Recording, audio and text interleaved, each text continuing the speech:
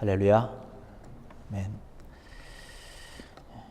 이제 12월 달을 이제 앞에 놔두고 또 11월 달 이제 2달밖에 남지 않은 2017년을 보내게 됩니다. 11월 한 달도 하나님께서 함께하여 주셔서 하나님의 놀라운 은혜와 또 평강의 축복이 함께하기를 간절히 축원합니다. 우리 출애굽기 14장의 말씀은 이스라엘 백성들이 이제 43년 동안 애굽을 통해서 수많은 고난과 고초와 종살이를 하다가 고통을 겪다가 그 모든 노예 생활을 끝내고 가나안 땅을 향해서 하나님의 인도하심을 통해서 모세를 따라서 가는 도중에 이제 첫 번째로 어려움 가운데 시련 가운데 이제 맞이하게 되는 그 사건이 기록되어 있습니다. 뒤에는 애굽 군대가 막 추격해 오고 있는 그런 상황이죠. 앞에는 넘을 수 없는 홍해가 가려놓여 있고 뭐 어디 다른 데로 피할 수 있는 그러한 곳이 없습니다. 광야지 않습니까? 애굽 군대가 그냥 병거를 타고 말을 끌고 먼지를 뽀얗게 일으키면서 달려오고 있는 이 상황에서 과연 어떻게 이것을 해결할까? 오늘 말씀을 보면서 함께 은혜를 좀 나누고자 합니다. 그런데 이 사건을 보기에 앞서서 하나님께서 이스라엘 백성들을 인도하신 것을 바라보면 우리가 그냥 평상적으로 정상적인 인간의 생각을 가지고는 참 이해하기 어려운 부분들이 몇 가지가 있습니다. 그것이 뭐냐면 첫 번째로는 하나님께서 이스라엘 백성들을 애굽에서 이끌어내서 가나안까지 가게 하시면서 첫 번째 그들로 하여금 장막을 치게 한 곳이 어디냐면 바로 이 물가 옆이에요. 바닷가 옆에 장막을 치게 한 것을 볼 수 있습니다. 오늘 말씀 우리가 본문으로는 읽지는 않았지만 우리가 같이 그냥 생각을 해보면 이 출애굽기 14장 1절과 2절에 그렇게 얘기를 합니다. 여호와께서 모세에게 말씀하여 이르시되 이스라엘 자손에게 명령하여 돌이켜 바다와 믹돌 사이에 비하히롯 앞 곧 바알스본 맞은편 바닷가에 장막을 치게 하라 라고 얘기를 하고 있습니다. 이스라엘 백성들이 지금 하나님께서 약속하신 그런 가나안 땅으로 들어갑니다. 그런데 가나안 땅으로 가기까지는 사실 빠르게 가면 한 일주일 뭐 열흘 정도면 갈 수 있는 그런 그 길인데 유독 하나님께서는 여기 있는 것처럼 바알스본 맞은편 바닷가에 장막을 치게 하라 라고 했다는 것이죠. 그 이스라엘 백성들을 지금 인도해 내고 있는 것은 모세입니다. 물론 하나님께서 모세를 지도하셔서 인도하셔서 나오게 하는 것이죠. 우리가 모세를 보면 모세가 어떤 사람입니까? 옛날에 애굽에서 40년 동안 궁전에서 살았던 사람이에요. 그 미디안 광야 그 근방 지리적으로 너무나 잘 압니다. 그래서 그냥 모세가 평범하게 생각을 한다면 좀 더 편한 길로 좀 더 빠른 길로 충분히 갈 수 있는 그런 모세임에도 불구하고 하나님께서는 그렇게 하지 않았다는 것이에요. 그냥 모세가 인도해 내는 거라고 한다면 그냥 빠른 길로 이렇게 위험한 길로 가지 않았을 것으로 생각이 됩니다. 우리가 살다 보면 이러한 때가 종종 있습니다. 우리가 이성적으로 생각해서는 이해가 안 되는 곳에 장막을 치게 하는 그런 상황과 그런 형편들이 때로는 우리 가운데 나타난다는 것이에요.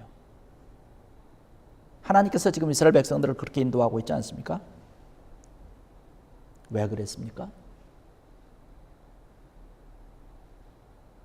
하나님께서 이스라엘 백성들에게 말씀을 하고 계셔요. 왜냐하면 이스라엘 백성들로 하여금 하나님을 더욱더 믿고 따르도록 하기 위해서 그곳으로 장막을 치게 했다는 것이죠.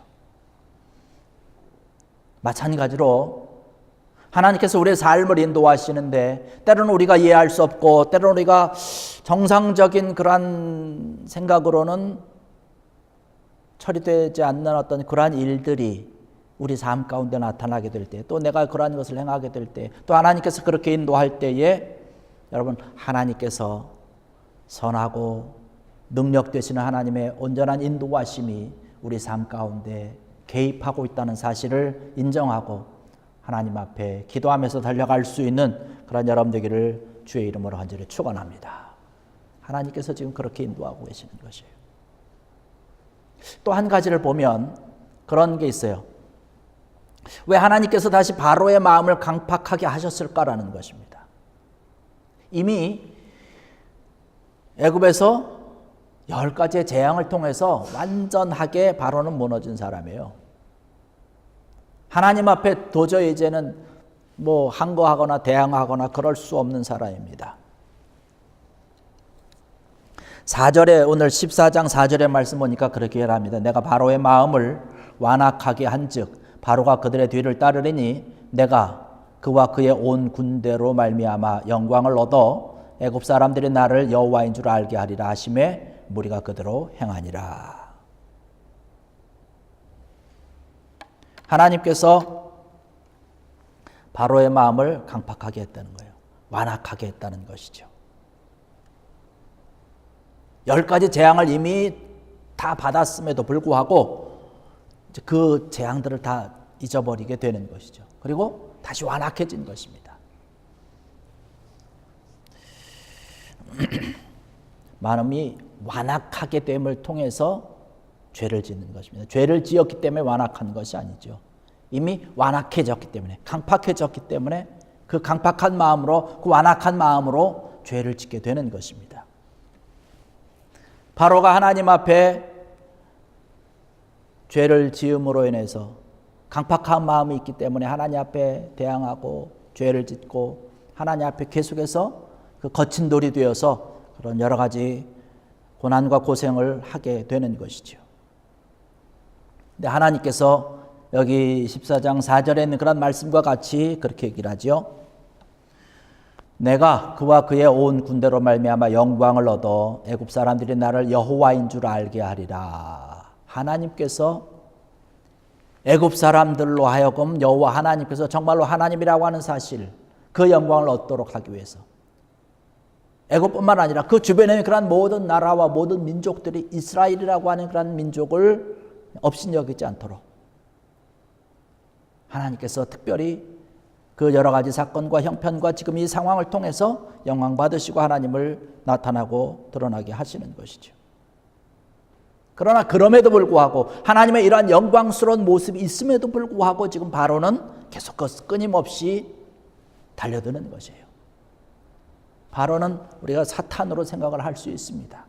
오늘날에도 마찬가지 아닙니까? 우리가 하나님의 영광을 위해서, 하나님의 일을 위해서 열심히 최선을 다해서 살아가고 있지만 하나님의 백성된 우리들을 사탄은 끊임없이 와서 우리를 친다는 거예요. 끊임없이 쳐서 우리로 하여금 자기의 종으로 다시 삼기도록 하기 위해서. 바로가 지금 이스라엘 백성들을 쫓아오는 이유가 뭔가요?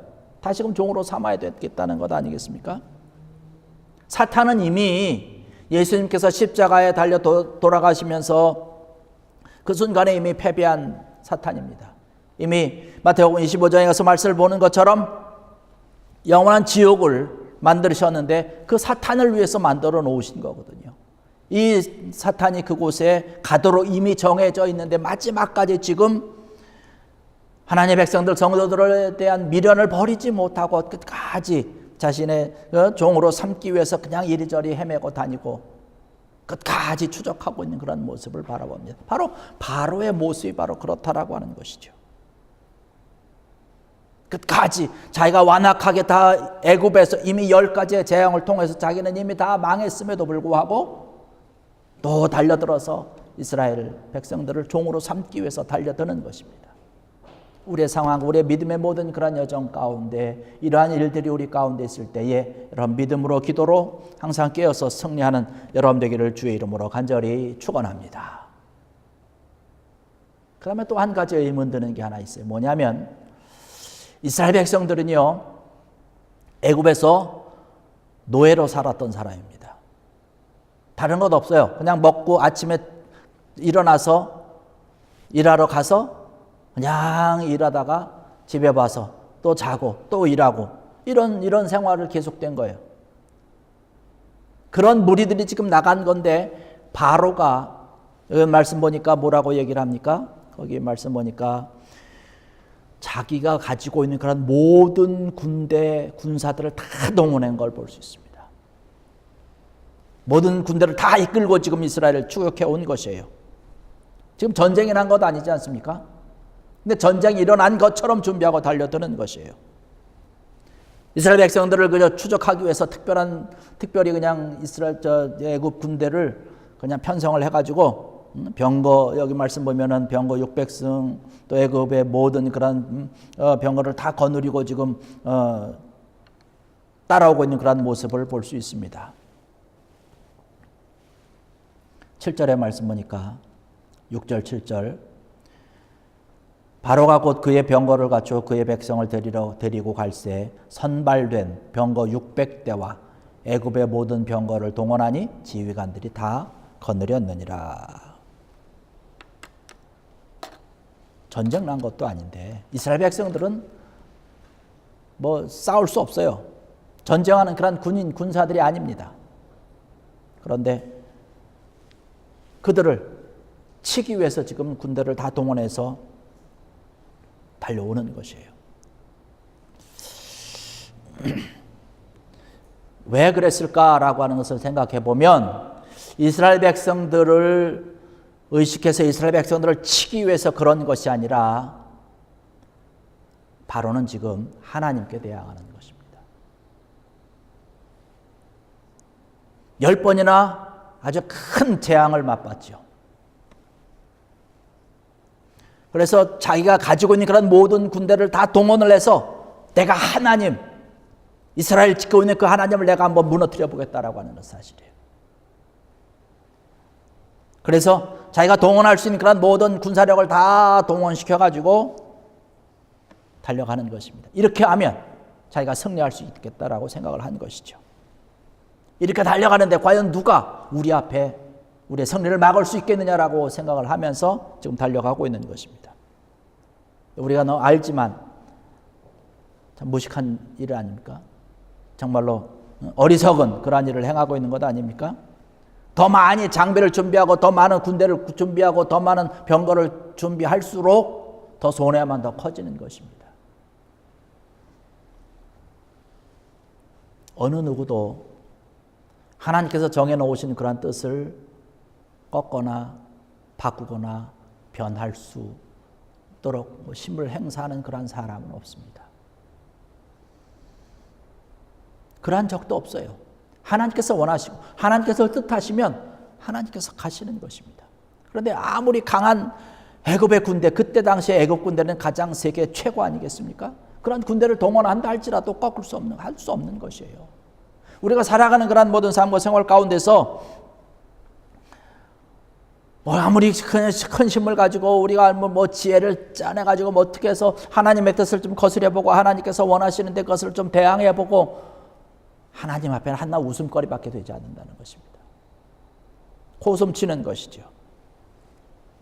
우리는 하나님의 피조물로서 하나님의 은혜와 하나님의 능력을 받지 않고는 한순간도 살 수 없음을 고백할 수 있는 귀한 여러분 되기를 주의 이름으로 간절히 축원합니다.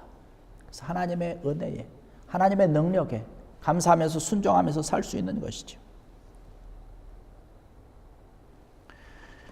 하나님께서 이스라엘 백성들을 바닷가에 진치게 하신 것이 바로 그러한 이유입니다. 바로 바로의 마음을 강팍하게 한 것도 바로 그러한 이유지요. 여호와의 구원을 맛보도록 하기 위해서.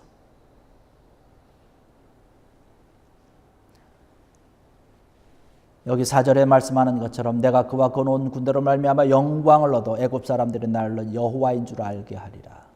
여호와인 줄 알게 하리라. 이스라엘 백성들뿐만 아니라 애굽 사람들뿐만 아니라 그 주변에 있던 그런 모든 나라와 민족들이 여호와인 줄 알도록 하기 위해서. 이스라엘을 인도하시고 이스라엘과 함께하는 그 하나님께서 여호와인 줄 알도록 하기 위해서. 우리와 함께하여 주시는 귀한 이 하나님의 은혜에 여러분 감사하시고 여호와 하나님을 늘 기리면서 찬양하면서 나가는 귀한 여러분들에게를 주의 이름으로 간절히 축원합니다. 이러한 상황 가운데, 이러한 어려움 가운데 있었던 이스라엘 백성들에게 하나님께서 이제 구원의 손길을 펼쳐주시고 계십니다. 그러면서 하나님께서 말씀하시는 것이 뭔가요? 첫 번째로 말씀하시는 것이 뭐냐면 두려워하지 말라는 것입니다. 이스라엘 백성들이 두려워 떨고 있었어요. 근데 사실 안타까운 부분이 뭐냐면 이미 우리가 조금 아까 보았던 것처럼 하나님께서 여호와인 줄 알게 하고 하나님께서 구원해 주실 것이다, 이스라엘 백성들이 올 것이다 이렇게 얘기하고 말씀하셨음에도 불구하고 이스라엘 백성들이 눈앞에 정말로 애굽 군대가 달려오는 것을 바라볼 때 두려워했다는 것입니다. 사실 우리도 그렇지 않습니까? 우리가 성경에서 우리에게 말씀하고 있는 것처럼 우리의 모든 삶과 생활 가운데 어려움이 있을 것이다, 시험이 있을 것이다, 괴로운 일이 있을 것이다 라고 경고하고 말씀해 주셨음에도 불구하고 우리가 그것을 알고 있고 이렇게 오면 내가 이것을 잘 지혜롭게 믿음으로 기도로 이겨내야지 하지만 실은 우리의 믿음 가운데, 우리의 삶 가운데, 우리 생활 가운데 이러한 일들이 엄습해 오면 사실 두려운 게 마찬가지예요. 두려울 수밖에 없는 것이죠. 그래서 이스라엘 백성들도 그런 것이에요. 지금 애굽 군대가 달려오는 그런 모습을 보고 두려워했습니다. 그런데 하나님께서 그러한 이스라엘 백성들에게 말씀하여 주시는 것이 뭐냐면 13절의 말씀 보니까 모세가 백성에게 이르되 너희는 두려워하지 말고 가만히 서서 여호와께서 오늘 너희를 위하여 행하시는 구원을 보라. 너희가 오늘 본 애굽 사람을 다시는 영원히 다시는 보지 아니하리라. 주님께서 말씀하시는 것, 너희는 두려워하지 말아라. 이곳까지 인도하시는 하나님을 믿고 두려워하지 말라고 하는 사실입니다.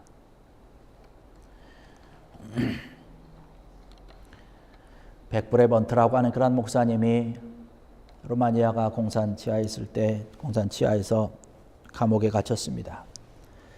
그 목사님이 성경을 읽으면서 두려워하지 말라고 하는 그런 구절을 세면서 읽었답니다. 그런데 우리가 아는 것처럼 그 성경 가운데 두려워하지 말라고 하는 그런 말이 얼마큼 기록되어 있냐면 365번이 기록되어 있더래요. 우리가 1년을 365일 아닙니까?